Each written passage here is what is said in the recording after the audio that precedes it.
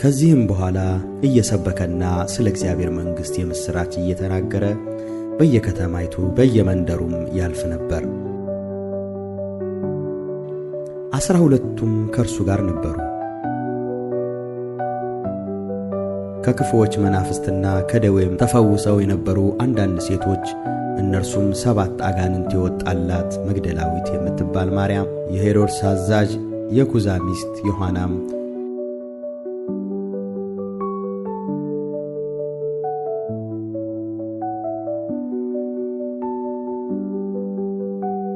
ሶስናም ብዙዎች ሌሎችም ሆነው በገንዘባቸው ያገለግሉት ነበር።